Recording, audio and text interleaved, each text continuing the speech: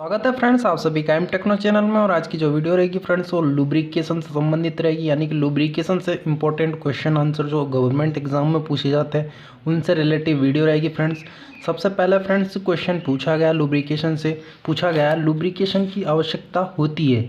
तो जो लुब्रिकेशन की आवश्यकता होती है वो फ्रेंड्स कम लोड पर मशीन को स्मूथ चाल देने के लिए की जाती है। यानी कि जब जॉब पर लुब्रिकेशन इसलिए की जाती है कि ताकि कम लोड टूल पे जो है वो कम लोड पड़े और मशीन में जो स्मूथ चाल होगी यानी कि जो फिनिशिंग होगी जॉब पर वो बहुत अच्छी आएगी। तो इसमें जो करेक्ट आंसर हो जाएगा वो हो जाएगा ऑप्शन ए, यानी कि कम लोड पर मशीन को स्मूथ चाल देने के लिए हम लुब्रिकेशन का प्रयोग करते हैं। ठीक है, लुब्रिकेशन का मशीन को लुब्रिकेशन दी जाती है इसलिए ताकि जो लोड रहेगी, जैसे हम लेथ मशीन का जो बेड होता है नीचे का, उसमें हम लुब्रिकेशन इसलिए देते हैं ताकि हमारी जो मशीन होगी वो बड़ी स्मूथ चाल देगी, एक डायरेक्शन में बड़ी स्मूथ चाल देगी। उसके लिए हम कम लोड मशीन को स्मूथ चाल देने के लिए हम लुब्रिकेशन की आवश्यकता होती है। नेक्स्ट क्वेश्चन है फ्रेंड्स, पूछा गया कूलेंट की तरह प्रयोग करने के लिए सोल्यूबल ऑयल और पानी का सामान्य अनुपात कितना रखा जाता है। तो जो फ्रेंड्स ये सामान्य अनुपात रखा जाता है पानी और सोल्यूबल ऑयल का, वो रखा जाता है 1:20 का। यानी कि 1 लीटर सोल्यूबल ऑयल पे 20 लीटर जो होता है पानी रखा जाता है, ताकि उसमें जो कूलेंट और सोल्यूबल ऑयल का जो मिश्रण हो जाता है वो 1:20 का हो जाता है। ये अधिकतर गवर्नमेंट एग्जाम में ये क्वेश्चन पूछा जाता है।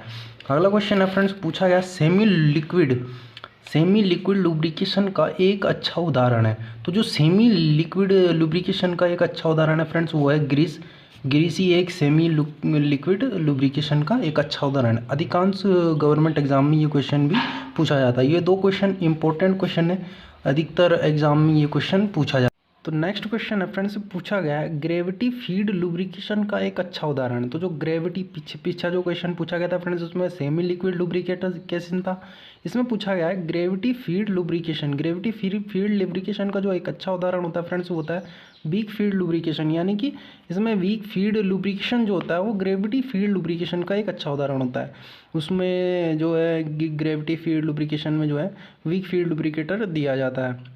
नेक्स्ट क्वेश्चन जो है फ्रेंड्स पूछा गया है प्रायः सभी मशीनों ऑपरेशनों में प्रयोग होने वाले कटिंग फ्लूइड्स का बहुत सामान्य प्रकार होता है। जो मशीनों में ऑपरेशन किए जाते हैं फ्रेंड्स उसमें कटिंग फ्लूइड्स जो गिरे जाते हैं वो सोल्यूबल ऑयल का जो कूलेंट गिरा जाता है, इसलिए ताकि हमारी जो जॉब होता है, वर्क पीस होता है, वो बड़ी अच्छी फिनिशिंग के साथ कटिंग करे, इसके लिए उसमें हम सोल्यूबल ऑयल का प्रयोग करते हैं।